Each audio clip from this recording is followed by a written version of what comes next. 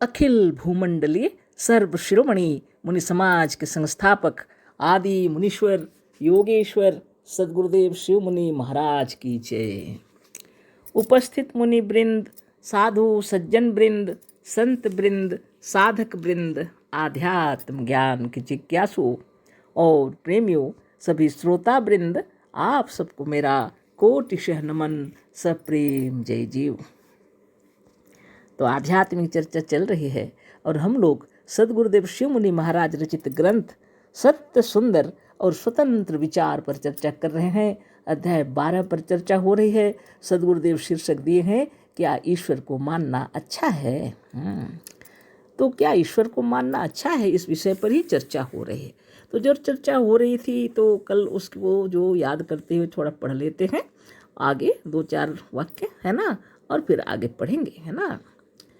तो सद्गुरुदेव हम लोग को हर तरह से समझा रहे हैं कि वास्तव में आप ही ईश्वर हैं, लेकिन भ्रम में आप भ्रमित होकर के बाहर में ईश्वर को मान रहे हैं और बाहर के ईश्वर का अधिक भरोसा कर रहे हैं, जिसके कारण आपका मनोबल बढ़ता नहीं, घट जाता है।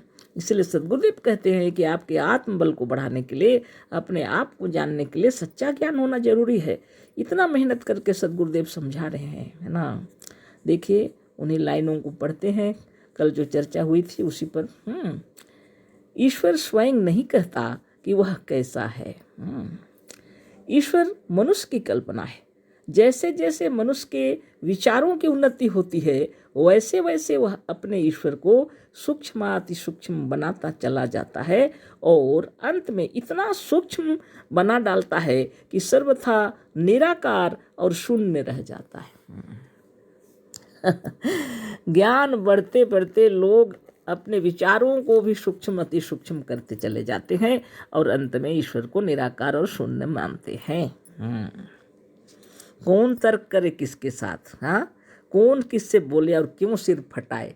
अरे तुम्हारी मर्जी बोल के छोड़ देते हैं। वास्तव में ईश्वर दिखलाई नहीं पड़ते, वो सब जगह हैं और अवश्य हैं और वो सर्वशक्तिमान है। मान लो, नहीं तो तुम्हारा पाप होना निश्चित है ना। ऐसे समझा देते हैं, लोग डर जाते हैं। चाहे कोई माने अथवा ना माने, हम तो ईश्वर को अवश्य मानेंगे, ऐसी बातें चलती हैं। तो क्या ईश्वर को मानना अच्छा है, इसी पर चर्चा हो रही है। तो आगे पढ़ते हैं हम लोग। सदगुरुदेव उदाहरण दे रहे हैं ना। एक राजा के यहाँ 2 जुलाहे आए। कपड़ा जो लोग बनाते हैं उनको जुलाहा कहते हैं। 2 जुलाहे राजा के पास आए। दोनों बड़े चालबाज थे, ये बहुत ही चतुर और चालबाज थे, है ना। राजा से कहा, हम इंद्रलोक के जुलाहे हैं। बहुत बड़ी बात हो गई। उन्होंने राजा से कहा कि हम इंद्रलोक के जुलाहे हैं, यहाँ वहाँ के नहीं, वो इंद्रलोक से आए हैं, वहाँ के वो जुलाहे हैं, वहाँ के कपड़े बुनते हैं। हम वह कपड़े यहाँ भी बुन सकते हैं, है ना, जिन्हें महाराज इंद्र पहनते हैं, है ना। आप कहें तो हम वहाँ जो कपड़े बुनते हैं वो यहाँ भी हम बुन सकते हैं, जिनको महाराज इंद्र पहनते हैं। अब राजा क्या सोचते होंगे, आप सोचिए, है ना। हाँ, एक बात है, इसकी बुनाई में खर्च बहुत अधिक है ना। हम तो इंद्रलोक से आए हैं और इंद्रलोक के जुलाहे हैं, और वहाँ जो कपड़े बुनते हैं उसको यहाँ भी बुन सकते हैं, जो महाराज इंद्र पहनते हैं। लेकिन इसमें ये बात है कि बुनाई में खर्च बहुत अधिक है। राजा ने कहा, कुछ परवाह नहीं, रुपया लो और हमारे लिए भी वही कपड़े बुनकर और सीकर तैयार करो जो इंद्र महाराज पहनते हैं। अब राजा ने आदेश दे दिया। रुपये की परवाह मत करो, कहते हैं, जो जितना जरूरत है तुम ले लो और कपड़े बुनकर और सीकर भी तैयार कर दो, जो महाराज इंद्र पहनते हैं मेरे लिए तैयार करके लाओ, है ना। जुलाहे कपड़े तैयार करने के लिए उद्यत हो गए। जुलाहे भी तुरंत कपड़े तैयार करने के लिए उद्यत हो गए, तुरंत करने के लिए तैयार हो गए। एक बहुत बड़ा मकान इन्हें अपना कारखाना खोलने के लिए खाली करा के दे दिया गया। बहुत बड़ा मकान दे दिया गया इनको खाली करा करके, कि वहाँ पर वो अपना कारखाना स्थापित करें। धीरे धीरे कई लाख रुपये कारखाने के खर्च के लिए दिए गए। धीरे धीरे रुपये देते रहे, कई लाख रुपये दे दिए कारखाने के खर्च के लिए। रात दिन कारखाने का दरवाजा बंद रहता था और रात दिन कारखाने का दरवाजा बंद रहता था। एक दिन काम देखने के लिए राजा ने अपने प्रधानमंत्री को भेजा। विचित्र बात है, सोच रहे हैं राजा, रात दिन दरवाजा बंद रहता है, तो उन्होंने अपने प्रधानमंत्री को भेजा। राजा साहब अपने प्रधानमंत्री को भेज दिए। दरवाजा बंद था। खटखटाया, दरवाजा खुला। दरवाजा बंद था तो दरवाजा खटखटाया तो दरवाजा खुला। सामने एक दूल्हा खड़ा था। उसने कहा, काम करीब करीब तैयार है। काम तो करीब करीब तैयार है। बोले, यदि आप देखना चाहें तो स्नान करके पवित्र होकर आवें। यदि आप देखना ही चाहते हैं तो पहले स्नान करके और पूर्ण पवित्र होकर के आइए, है ना। क्योंकि अपवित्र मनुष्य को यह उतना अच्छा नहीं दिखता। क्योंकि यह जो कपड़ा है ना, स्वर्गलोक का है ना। तो पवित्र हो के आओ, क्योंकि अपवित्र मनुष्य को उतना अच्छा नहीं दिखता है। पर राजद्रोही, चोर, वर्णशंकर और गौ ब्राह्मण की हत्या करने वाले को बिल्कुल नहीं दिखता है। मुश्किल की बात हो गई। जो राजद्रोही है, चोर है या वर्णशंकर वाला है और गौ या ब्राह्मण की हत्या किया है, ऐसे व्यक्ति को तो बिल्कुल दिखता ही नहीं है। मंत्री जी स्नान करके आ गए, मकान के भीतर गए, वहाँ वास्तव में कुछ नहीं था। मंत्री जी भी स्नान करके आ गए, मकान के भीतर गए, वहाँ वास्तव में कुछ भी नहीं था। केवल निराकार, बिल्कुल निराकार और निर्विकार कपड़े बड़ी बड़ी दुकानों में तह करके रखे हुए थे। कुछ भी नहीं था वास्तव में, है ना। क्या करें, लेकिन निराकार जिसका आकार प्रकार नहीं है, बिल्कुल निराकार और निर्विकार, उसमें कोई विकार भी नहीं। बड़े माने कपड़े जो रखे हुए थे बड़ी बड़ी संदूकों में तह करके रखे हुए थे।